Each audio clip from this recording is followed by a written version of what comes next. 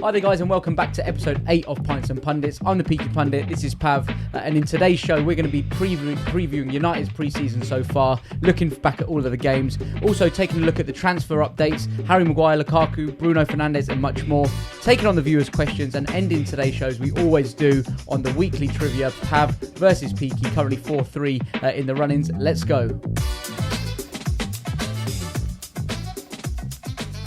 So, Pav, welcome back. Absolute scorching day out there. About 36, mate. So, need a few more of these to keep us cool, mate. Yeah. Cheers, mate. Good to see you again. Look, going straight into today's topic, we are going to be reviewing a lot of the pre-season games. Yeah. I'm just going to quickly break it down very quickly just for the viewers, just to bring them up to speed. Yeah. So in the opening game was Perth Glory, 2-0 win for United. Second game we saw United beat Leeds 4-0, goals from Rashford, Greenwood, Jones and Martial. Yeah. In the third game was Inter Milan, 1-0, Greenwood getting on the score sheet that day. Today saw us beat Tottenham but concede a goal for the first time on this pre-season tour. 2-1 was the final score. Goals from Martial and Gomez as well. Yeah. Firstly, just your views on how pre-season is going so far. Yeah, so, I mean, 4 wins out of 4, you can't really knock that, can we? You can't really expect any more out of the team.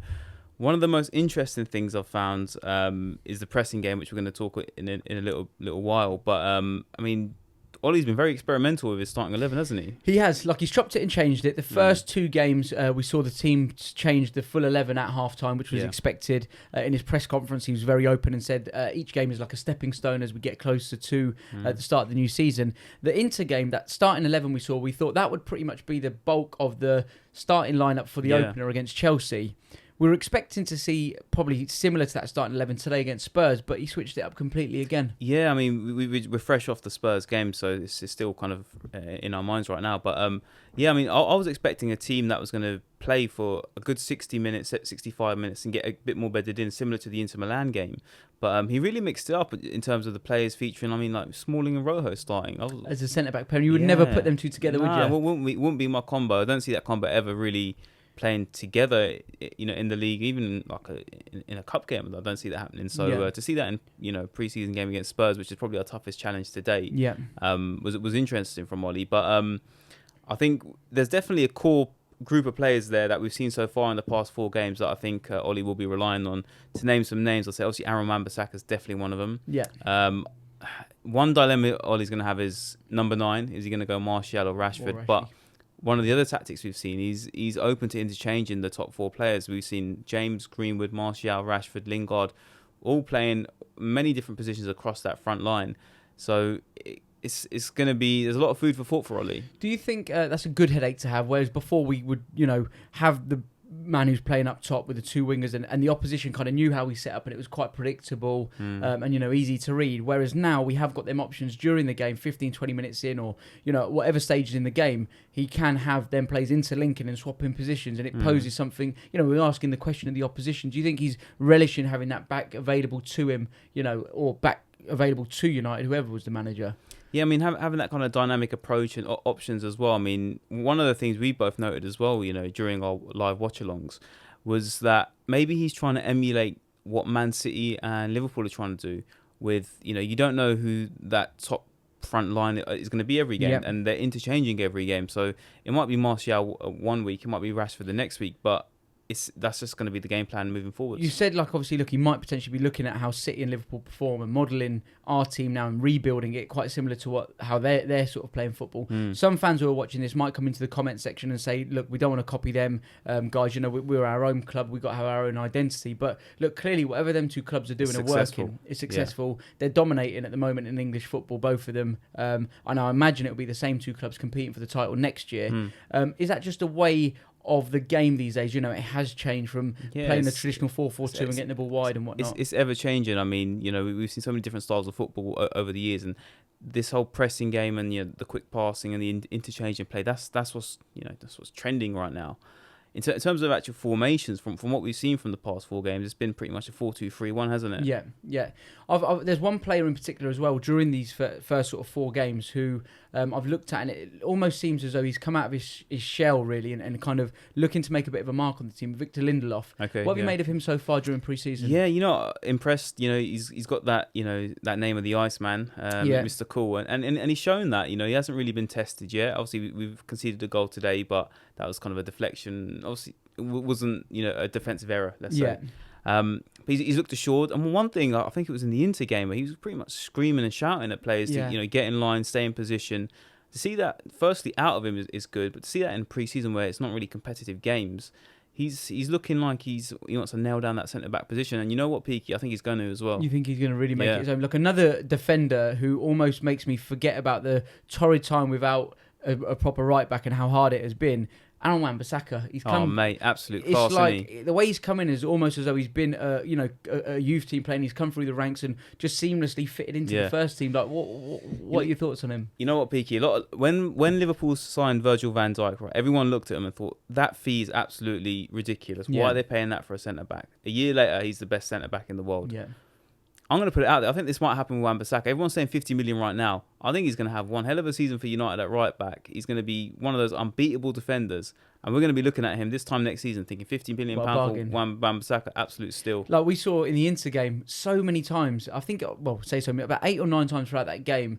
And probably 80% of them, he looked like he was out of position. But he managed to get back in position. And he just reads the tackle so well. He doesn't go to ground too early. Sometimes he goes down and you think, oh my God, he's going to concede a foul here. But he just times everything to perfection. That Inter game, there was about 5 or 6 slide tackles. We were just both amazed. Like, number one, successful tackles. And a couple of them, how's he even got there? I also, look, I feel a little bit sorry for Valencia and Ashley Young over the years. Have taken a little bit of stick, but they were makeshift right backs. I just feel very confident and very happy that we've now got a specialist player. Absolutely. For that specialist it's just confidence, because we're watching the game today. We weren't even looking at right back position. No. Because normally you look there and think, okay, we're gonna get exploited here. It's just like, Spider-Man's there. You know what I mean? Like, he's kind of I see something on Twitter. Someone put the new brick wall of United. Obviously, David De Gea had that kind of label, for a few years. But now even Wan-Bissaka, they shall not pass. I want to stay with the back line. Yeah. We spoke about centre back and Lindelof. We spoke about Bissaka. Luke Shaw, that position's his own, really. I think he'll have a steady season again. As long as he stays fit. I think stay fit. He'll have a steady season. Centre backs. We're going to go on to potential signings a little bit later on in today's show. Tuanzebe's come in. He's looked relatively decent enough. He's not really been tested or not, but he's looked assured. He's looked calm on the ball whenever he's been in possession. Do you think he could potentially fill the centre-back gap we need if we don't go and sign somebody successfully? Yeah, look, he's looked good in pre-season. He's definitely looked a lot more assured. He looked confident. He looks like he's put a bit of muscle on as well, which is good to see. Whether he's ready for the step up, I think time is going to tell on that one. A lot of people are saying, maybe we should get him back out on loan. If we are going to sign a centre back, it might be stunting his growth. I don't know, man. I think there's enough games to feature, and I think Ollie will rotate the squad a lot as well, don't you think? Today, look what happened with Eric Bailly, injured. Looks like it might be a serious knee injury there. So, and do you have that concern still? Like I've always had it with Bailly, that he's a bit rash, but it's just the amount of injuries he picks up. Yeah, I mean, could be one of the best out there, but it just never will be. Yeah, it's one of those never ones, fit enough for long enough, is he? Look, moving into further up the pitch, I say, as we do slowly. We had a chat off camera about the kind of middle of midfield positions. Yeah. If we don't sign anybody, in our live video that we did for the Spurs game, there was a lot of comments and criticism coming in for Matic. People echoing the same kind of views and opinions that he's too slow now, he's not mobile enough, gives the ball away. We've seen Scotty McTominay during this pre-season. How's he kind of featured for you so far? Yeah, I mean, you were saying it today on the live watch along that McTominay is just doing absolute bits in that midfield. Yeah. Especially today, Pogba didn't have the greatest game. But yeah, I mean, I've said it before. I was not McTominay's biggest fan. I thought he was a bit of a just a bit of an average player. Didn't have too much about him. Jack of all trades, master of none sort of thing. But last few pre-season games, he's really put himself about. He's dominated the ball when he's got it, and he's shown that he's not just a CDM. He's showing glimpses of him, running down the field and attacking. We've seen him driving out and almost. I think it was in the Inter game for one of the goals. Where the goal I think leading up to it, he kind of. It was on the edge of our box defending. Just drove in, he just drove up, didn't he? Like 30, 40 yards up the pitch. So look, a lot of vote of confidence coming in for Scotty McTominay, which is pleasing to see as well. Absolutely, an academy graduate as well. Okay, look, now to the exciting part, I suppose, like with Mason Greenwood coming in. Because everyone has been raving about him, 17 years old, having an amazing pre-season, and looks like, again, he's been playing first-team football for a couple of seasons. You look at him and you think 17 years old, you think can't the way he's playing, the confidence he has when he's on the ball and finishing ability. You're thinking, no way, this kid's 17. Yeah. But look, his talent shining through. He's been put onto the preseason because Ollie can see that talent. You got people like Rashford saying, amazing potential of this boy. You got Luke Shaw saying, this guy's got all the ability in the world. Scored 2 great goals so far in pre-season, and I think he's going to have a big part to play. I was just going to ask you, how much of a part has he got to play? Has Ollie got to manage him well so he doesn't get burnt out, get overplayed or whatever else? How important is that side of it as well? Yeah, I mean, obviously burnout and overplaying and possibly you can also have dent in confidence. When you're a young kid and you're not performing, maybe. Yeah, I think Ollie will manage it well, but there's going to be enough games this season. Plus, when we're lacking a real right winger at the moment, I think there's going to be opportunity for Greenwood to come in and hopefully seize it. To play a part, I'm sure. Look, he's been in and around the first team from sort of the back end of last season. He's had a full pre-season with him. I'm sure mentally as well, he's gearing himself up to kind of playing quite a key role really in Ollie's plans. Yeah. And the whole squad rotation that we imagine we'll see. Another youngster, Gomez, we've seen him playing wide on the left and also as a number 10. Yeah. Looked quite assured, scored a very, very good goal and took it very well goal today. Yeah, I mean, as soon as he came on in the opening game against Perth, he looked tricky on the ball. One of those players that you kind of get annoyed by because you just don't know what you just can't really get to him, or he's going to do something you don't expect. And today he did that, nice little interlinking play, and scored a great goal. So hopefully, I think Greenwood's going to get more game time throughout the season, but I think hopefully Gomez can also push through as well. Pushing now, look, kind of an interesting kind of selection here, where you've got Rashford or Martial, both want to play that number 9 role. Yeah. Both probably could play that number 9 role. Do you think whichever one out of the two Ollie does select to start as a number 9, the other one would go and play that wide left position? Yeah. And if so, and who are your thoughts on who you would put as the main number 9?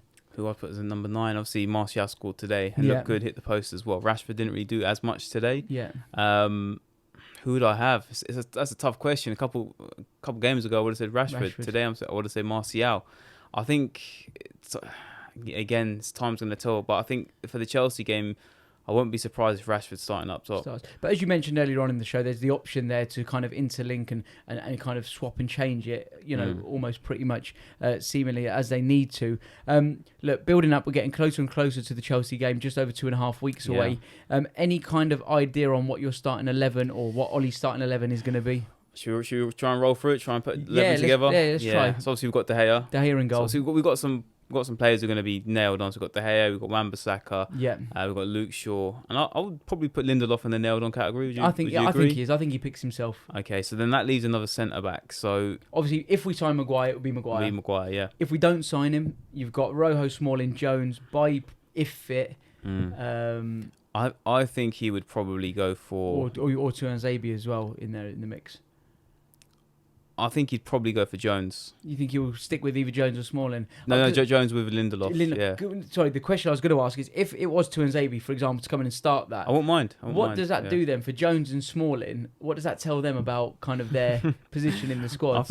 I think they know, obviously, the fan reaction, but that would be a bit of a hint saying, look, boys, the writing's on the wall. On the wall. Yeah. So we're going for the back four then of Aaron Wan-Bissaka right back, Luke Shaw left back, Lindelof and Jones as I think unless Maguire comes in. Of course, unless Maguire comes in. Interesting now, middle of midfield, who would you have as your two? The two holding. Looks like it's two holding. So like we said, McTominay is looking good. I think he starts. I think he starts. Pogba's been playing that position next to the CDM, so it's going to be. If he stays, he picks himself as well. So you got Pogba there. And that moves us on to, should we go down the wings? Yeah, let's do the wider positions first. This is where it's a little bit... It is, yeah, because again, mixed reactions coming in for Daniel James' start to life at Old Trafford or United. He's had some criticism, which I think is very unfair at this stage, you know, coming in for him. Look, he's made the step up from the Championship. He's going to take time to kind of, you know, progress and develop as a football player. We saw it with Ronaldo when he came in and everyone said he's a one-trick pony, 20 step overs, a no-end product or whatever else. Got to be patient with him. You know, he's got raw talent and bags of potential. It's just about obviously the backroom staff and the coaching staff at United working with him to develop his game. But I wouldn't mind seeing him being given a start on one of the wings. I think Ollie's going to take the punt and put him on the left wing. I think so. Look, we're at home as well. You'll have the backing of the crowd. He'll be raring to go at Old Trafford as well. I can see James starting on the left. James on the left and then right. on the right. This is where it gets tricky. Is it too much of a risk to play Greenwood? Is it going to be maybe Rashford, Martial? Before we get to the right, I think the number 10 role. Number 10 role. I think he'll give it Lingard. Do you think he'll start at home, bring that energy? Yeah, because I don't think Pereira's experienced enough. I don't think he's going to start Mata in that role. And we know with Lingard, Ollie likes him in there for and that press. For that press and you want that press, yeah. So I can see, yeah, it's going to be James, Lingard, and then on the right, I see for myself. I don't know if you agree, Peaky. Yeah. I think he's going to play Martial and Rashford, and they're going to both kind of switch it up potentially, and even with James maybe drifting over to the right, Martial on the left. Yeah. So let's I reckon so. Rashford starts up top. And then between Martial and James, they're kind of switching up left and right. Might even be James on the right, Martial on the left. That's probably a bit more. I think realistic. It's too much of a risk to him to start James and Greenwood in the opening game of the season at home. Yeah, I think it's either one or the other. One or the other. Yeah. It might even then he might say right, Martial on the left and Greenwood on the right. But I think let's go with James starting on the left. Martial will be on the left. James on the right, and Rashford up top, Lingard through behind. the middle, but loads of interchanges. So with that starting 11, would you be confident of that achieving 3 points against Chelsea? I think so, because look, we'll be at home. United players are going to be keen to get 3 points on the opening day of the season at Old Trafford, try and win the fans back over. Obviously, Chelsea are a new look side as well. We know they've been having a relatively good pre-season though under Frank Lampard as well. Yeah. But I think McTominay is pretty key in this because he sets that kind of tempo and keeps the ball ticking over, whereas Matic slows things down for me too much. But I'm confident with that 11 that we could go out and get a result. I'd agree. I think it's a very pacey 11, very attacking, and with Pogba and McTominay in there, it does also give us a bit of a defensive. It'll be hard to break down in the middle, I think. Yeah. Guys, if you guys are tuning into this on YouTube, jump into the comment section and give us your opinions of what your starting 11 would be as well. It'd be interesting to get everyone's thoughts about what kind of formation and kind of personnel you believe will be the 11 that Ollie does pick. But look, we'll see how that progresses as the game is about 2.5 weeks away. But look, can't wait for the opening day of the season. So Peaky, another week of no transfers. Mate, it's 2 weeks now, isn't it? 2 weeks. It's a bit longer, I think. A bit longer, and we've only got two and a bit weeks till the start of the season, so a bit concerning, mate, to be honest. Yeah, so let's roll through kind of the rumour mill that's been plaguing our club since eternity, basically. But recent times have gone by more so. The main name let's cover first. We've got Harry Maguire. Conflicting reports. Obviously, last week deal agreed, medical all over Twitter. Then he's starting games for Leicester in the pre-season. He's apparently voiced his concerns that he wants to leave Leicester. Yeah. Brendan Rodgers has come out and said, there will be a cut-off point for this deal because they're not going to be put in a position where Maguire's got to go and they can't find a suitable replacement. Yeah. So the price tag's obviously the main stumbling block. They want the 90. We're looking to pay between 60 and 70 plus add-ons, maybe max 80. How do you see this playing out? Are we at risk of not getting our man here? I think we're at risk of kind of embarrassing ourselves as a football club again because, look, if we were serious about, Maguire, we would have gone and got him by now, in my opinion. If we knew, he is the player we've identified to come in and kind of secure things in that defence, and he's the man who we're going to invest our money into to come and, play alongside, I'm guessing, someone like Lindelof for the next sort of 5 to 6 years and have a solid centre-back partnership. We would have signed him by now. The fact is rumbling on further and further down the line. People say, these deals can take a bit longer to get done because of the complexity of them. But how complex can it be, really? They're asking for a fee. We know there's going to be some add-ons and whatever else chucked in there based on probably if we get Champions League football again, how many appearances and all that sort of stuff. But look, I think it's a big concern for Ollie, and I'm guessing he feels a bit suffocated because he's probably gone to the board and said, I need a centre-back before pre-season. He's not got that. Ed's not gone on his pre-season tour for the first time since becoming or taking the role that he has at the football club because he's wanted to get deals done and work hard on them. The club are going to be coming back from pre-season tour next weekend. They'll be back. On the 3rd of August we've got the next fixture Cardiff. So they'll be back week to the season. Probably still won't have a player signed. So it's a massive concern for me. I wish I knew what Leicester and Rodgers' cut-off date is for this deal to be done, just so... I think it might have already been gone, mate. That's the thing, because fair play to Leicester, they've come out and said, look, if you've not met our expectations, forget the deal, because obviously we know where we stand then, and we got to build our team for the future as well, for the upcoming season. But it's a massive concern for me. Look, Mourinho made it clear a few seasons ago when he said I need a centre-back and he never got one. I'm just thinking it might be a similar sort of situation. Might be. He's going to get dragged out. Ollie's not been backed and we find ourselves a centre-back short yet again going into a new season. rather than actually going for the right back and going for the left winger, which we've got in James and Wan-Bissaka, should we not looked at centre back as the main priority? I don't know. I think we still needed. I think right back was number one. Winger, fair enough. Yeah. Like I could, like if you gave me the option, centre back or Daniel James, I would have said centre back because I think we've got players who we could have brought through and whatever else, to play in them attacking positions. But for me, we definitely needed a right back. Ashley Young, no fault of his own, he's a makeshift right back, and he did what he could. It's not his fault he keeps getting selected. At the end of the day, he's turning into training every day, and if the gaffer's picking you, you're going to play. So I don't think it was his fault as such. Yeah. But we needed a right back. But centre back is just so frustrating. Well, why do you think, Pavic? Do you think any reason why it's taken so long to get a deal done for a centre back? I think one of the topics we've kind of got noted down to talk about is United playing hardball this window. Yeah. Let's go into it a bit now because obviously it links in what we're talking about. We haven't overpaid for James, right? Yeah. It's 17 million, I believe, 18 million plus add-ons, which for that sort of player in this market is not a lot of money, right? Wan-Bissaka, people can say, 50 million it's a lot of money. Crystal Palace wanted about 60 mil for him. Yeah. So, for what we got, it's not the worst deal in the world. Whereas time's gone by, we might have just given him the 60 and said, yeah, we'll take him. Thank you very much. Yeah. So I think Ed's in a position right now where recently the Forbes article, has come out. We dropped down to 6th now. Yeah. In terms of the most kind of valuable clubs. Yeah. So commercially, we're on a small decline, which is obviously attributed to on pitch performances. But I think Ed's in a position right now where he hasn't got an unlimited checkbook where he can go to a club and say name the price. Yeah. It's what's the price? All right. Let's negotiate. The problem I've got with it though about playing, I don't think we're playing hardball. I think he's just, I think he's set us up for this mess in terms of the players he has brought in over the last few years. It's as though he's playing a fantasy football game where he's gone and signed these people for silly money. They've not performed, and now by him saying we're playing hardball, well, no, actually we're not. He's just trying to protect himself from getting an egg on his face again. I think. Sanchez's deal, it's as though he just kind of went and did that deal by himself and said to Mourinho, look, I'm going to get Sanchez for you. And Mourinho, said off camera, probably did it because of off camera. He probably knew we weren't going to get anyone else, so he took him. Yeah. But there's been other players like Falcao he brought in, players he's put on big wages, Di Maria, which I think was Van Gaal come out and said something about that whole deal as well when he did an interview recently. So I think Ed's trying to protect himself more than anything, more than a case of us playing hardball. I think, yes, United have always paid a bit over the odds, but I think some of the signings he's made has set himself up to fail so much.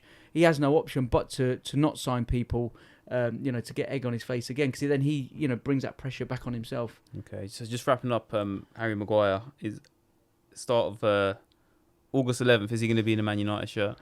I'm gonna say no. No? I'm gonna say no. I have to agree with you. I'm gonna say I just think the way it's dragged on. A couple of days ago, I was optimistic. I thought, okay, it's gonna happen. Yeah. It's just give it a week. Yeah. The other thing is he featured for Leicester the other day in their pre-season friendly. Johnny Evans, he did his hamstring, I think, in the same game. So Leicester have got defensive problems of their own. They're in no rush to sell. They don't have to sell him. And I just think if we're playing hardball, why are we going to go and throw the 90 million at them if it's the end of the transfer window? Why? That makes no sense. There's no logic to that. So you could have done it now and let him bed in a bit. So I'm going to have to say no on this one, Pav. I agree, Peaky. Moving on to another target that's just been rumbling on. I don't even have to say his name, do I? Bruno Fernandes. This has been a roller coaster, mate. Journalists, saying, last week we're ready to make an official bid. Sporting director saying, look, he's pretty much up for sale. We want a fee in the region of 55 to 65 million. Bruno Fernandes comes out. I want to play in England. It all matches up. Jigsaw's forming. Just a missing piece now. It's just the actual deal being agreed. Even plays against Liverpool last night. Scores a goal, gets an assist. And then Sky Sports kind of reports today. Look, it's pretty unlikely that United are going to sign him. That all this hype, all these rumours are just coming from Portuguese press trying to drive up a deal, whereas Manchester United there might have been a bit of interest, but it's not really nothing concrete. Tell me your thoughts, mate. Thing is this is just it just sums the club up. We've been scouting this player for almost a season now. We've had the United scouts out there watching him. Obviously look like they're lining him up. and then when push comes to shove, we're not backing it up and going and signing him. It's another big concern for me, because you look at Real Madrid, they knew they were well short, they needed to go and rebuild, so they went and signed, I think, 5 players in the first couple of weeks, right at the start of pre-season ultimately. Yeah. They're still trying to get rid of one of their star men, Gareth Bale. You know, we've got 2 players here who have been linked with the club since the start of pre-season. We know the club have definitely been watching Fernandes last season. We know we've been linked with Harry Maguire, and he kind of fits the club profile. You know, we've looked at him over recent years.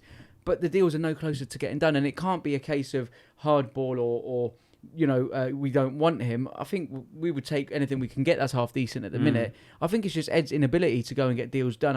I seriously think he's worried for himself because of the shit decisions he's made over the last few years in signings, and you know, he's kind of trying to cover himself massively. The other thing is as well, we're not shifting anyone. We can't shift anything out of the club.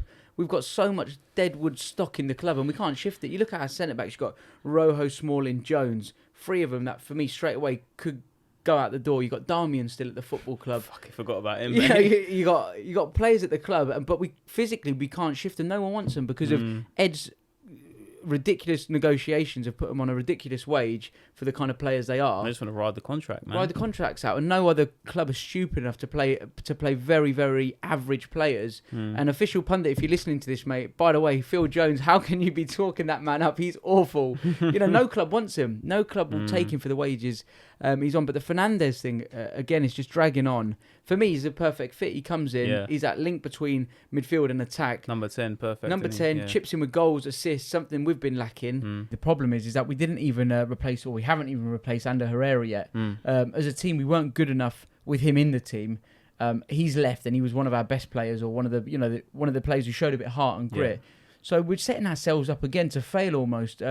The whole thing with Bruno Fernandes, we've been scouting him for about a season now. And for me, it doesn't look like he's going to be a Manchester United player, unfortunately. I would have expected the deal to have been done by now. But again, Ed's inability to kind of go out and get our man seems to be playing through again. I'd have to agree, Peaky. I don't see Fernandes in a United shirt next season. Moving on to the final player in this transfer segment, Romelu Lukaku. Don't know what's happening here. He obviously wants to go. He's made it evident. Conte wants him. He's made it evident. Not featured at all in the preseason due to injury.